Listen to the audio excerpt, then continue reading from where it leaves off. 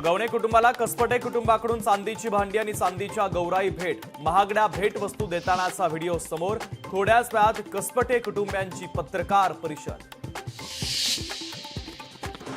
वैष्णवी हगवणे आत्महत्येच्या प्रकरणी शशांक हगवणे आणि करिश्मा हगवणे आणि लता हगवणेची पोलीस कोठडी आज संपणार। पोलीस पुन्हा कोठडीची मागणी करण्याची शक्यता।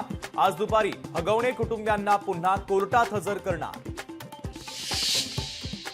2019 मध्ये ठाकरेंनी आम्हाला धोका दिला, पण राजकारणात वाट शोधावी लागते। मुख्यमंत्री देवेंद्र फडणवीसांचा उद्धव ठाकरेंवर टोला। तर फडणवीसांनी नीतिमूल्य का जपली नाही, संजय राऊतांचा सवाल।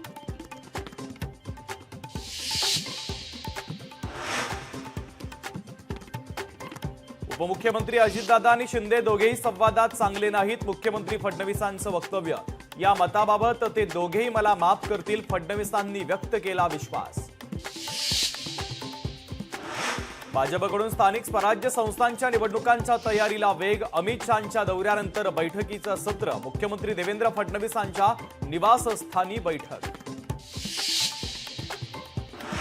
राष्ट्रवादी काँग्रेस पक्षामध्ये विलिनीकरणावरून मतभेद असल्याची चर्चा। शरद पवारांच्या राष्ट्रवादीला सोबत घेण्यास राष्ट्रवादीचे नेते सुनील तटकरे आणि प्रफुल्ल पटेलांचा विरोध असल्याची चर्चा।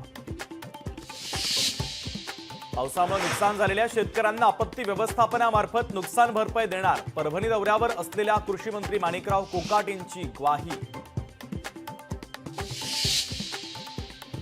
हवामान खात्याकडून पेरणी संदर्भात संकेत मिळत नाही, तोपर्यंत शेतकऱ्यांची खरीपाची पेरणी त्यांनी करू नये। मंत्री माणिकराव कोकाट यांचं बळीराजाला आवाहन। पुण्याच्या डीपी रस्त्यावर 3 तरुणांची कोयता फिरवत दहशत। एका कॅफेबाहेर कोयत्यानं केली एका वाहनाची तोडफोड। 27 मे रोजी घडलेल्या घटनेचा सीसीटीव्ही समोर। नाशिकमध्ये ठाकरेंच्या शिवसेनेच्या दराडेंच्या विरोधात काँग्रेस आक्रमक। राहुल गांधींवर आक्षेपार्ह विधान प्रकरणी दराडेंवर गुन्हा दाखल करण्याची काँग्रेसची मागणी। पुढील 5 दिवस राज्यात पावसाचा जोर। महाराष्ट्रातील काही भागात पावसाचा रेड अलर्ट, तर पश्चिम किनारपट्टीला हवामान विभागाचा सतर्कतेचा इशारा।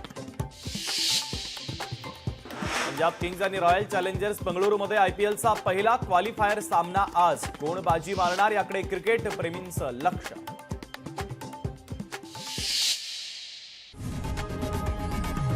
लोकशाही मराठी ऐका, पहा, जागरूक रहा।